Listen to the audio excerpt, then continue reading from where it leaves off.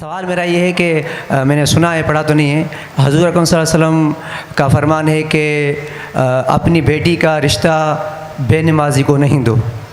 تو اگر اس پہ عمل کیا جائے تو اس معاشرے سے جو ہے بے نمازیوں کا رشتہ کچھ کم ہو سکتا ہے. یہ میرا سوال ہے، صرف کچھ روشنی لے گا. بے نمازی کے پڑوس میں نہیں رہو، بے نمازی سے کچھ لینا دینا نہ کرو، بے نمازی کے ساتھ دوستی نہ کرو، یہ ساری احادیث ہیں.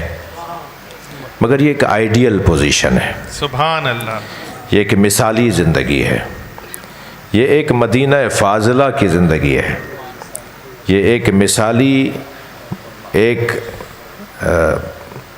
جس شہر پر، جس ماحول پر بہت مدت سے محنت ہو چکی ہو اور جس پر کام ہو چکا ہو، جنہیں تربیت دی جا چکی ہو، اس زندگی کی طرف، ایک ایسی مثالی زندگی کی طرف اشارہ ہے. یعنی آپ کو ہدف تو یہی رکھنا ہے کہ آپ کی ایسی زندگی کیوں نہیں بنتی کہ جہاں ہر شخص اللہ کا سجدہ گزار ہو.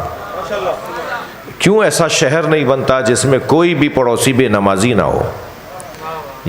اس ماحول تک لے جانے کے لیے یہ احادیث ہیں جنہیں سخت اور شدت اور جس کو کہیے کہ کیونکہ درجات ہے نا، شدت و ضعف ہے ایمان میں، کردار میں، مومن ہونے میں، ایمان کے درجات میں.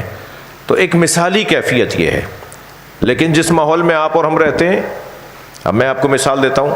ایک صاحب میری اس مسجد میں جس میں میں تقریباً 20 سال تک امام جماعت رہا، اب بھی اس مسجد سے اور اس ادارے سے تعلق ہے، باب العلم. میں اپنے گھر سے باہر نکلا اور اپنی سواری کی طرف جا رہا تھا تو ایک صاحب نے آگے بڑھ کر مجھے کہا یا علی مدد. میں نے فوراً کہا مولا علی مدد. تو کہنے لگا میں نے تو آپ کو سلام نہیں کیا. تو میں نے کہا کوئی بات نہیں، تم شاید اسماعیلی ہو. کہنے لگا نہیں میں شیعہ ہوں. میں نے کہا شیعہ ہو تو پہلے سلام کرو گے. سبحان اللہ. تو مجھے تو بڑا دل رکھنا چاہیے نا، ہو سکتا ہے یہ مجھ سے جو ملنے آیا ہے وہ مسلمان ہی نہ ہو، ممکن ہے اثنا عشری نہ ہو. تو کیا میں اس کو دھتکار دوں جو نماز نہیں پڑھتا؟ کیا سرکار نے بھی ایسے ہی کیا؟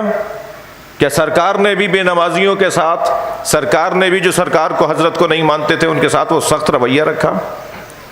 وہ ایک آئیڈیل، ایک مثالی عنوان ہے جس کی طرف یہ احادیث رہنمائی کرتی ہیں. جی